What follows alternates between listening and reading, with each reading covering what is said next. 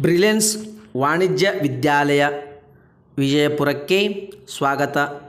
100 ಅಕ್ಷರಗಳ ವೇಗಪತ್ರಿಕೆ. ಉಕ್ತ ಲೇಖನ: ಮಹಿಳೆಯರೇ ಮತ್ತು ಮಹಾಶಯರೇ, ಇಂದು ಕನ್ನಡ ನಾಡು ಒಂದಾಗಿ ಕನ್ನಡ ಕೋಟೆಯ ಕನಸು ನನಸಾಗಿದೆ. ಬಹಳ ವರ್ಷಗಳಿಂದಲೂ ಕರ್ನಾಟಕ ಏಕೀಕರಣವಾಗಬೇಕೆಂದು ಹೋರಾಟ ನಡೆದು ಈಗ ಕನ್ನಡ ಜನರೆಲ್ಲ ಒಂದೇ ಆಡಳಿತಕ್ಕೆ ಒಳಪಟ್ಟಿದ್ದಾರೆ.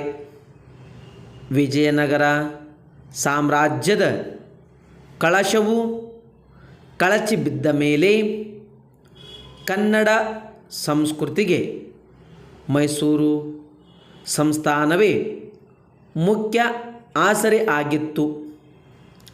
ಬ್ರಿಟಿಷರ ಆಳ್ವಿಕೆಯ ಪ್ರಭಾವದಿಂದ ಮೈಸೂರು, ಮದರಾಸು, ಮುಂಬೈ, ಹೈದರಾಬಾದು ಮತ್ತು ಕೊಡಗು ಪ್ರಾಂತ್ಯಗಳಲ್ಲಿ ಹರಿದು ಹಂಚಿ ಹೋಗಿದ್ದ ಕನ್ನಡಿಗರೆಲ್ಲ ಒಂದಾಗಿ ವಿಶಾಲ ಕನ್ನಡ ನಾಡಿಗೆ ಕರ್ನಾಟಕವೆಂಬ ನಾಮಕರಣವನ್ನು ಮಾಡಿದ್ದಾಯಿತು.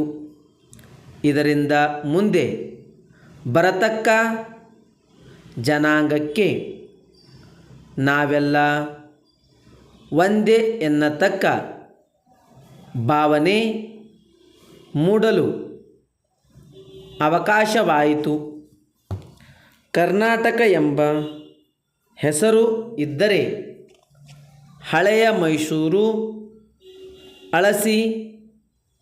ಅಳಿಸಿ ಹೋಗುವುದೆಂದೆಲ್ಲ ವಿಶಾಲ ದೃಷ್ಟಿಯಿಂದ ಎಲ್ಲ ಜನರ ಒಂದು ಆಸೆಯನ್ನು ಪೂರೈಸಿದಂತಾಯಿತು.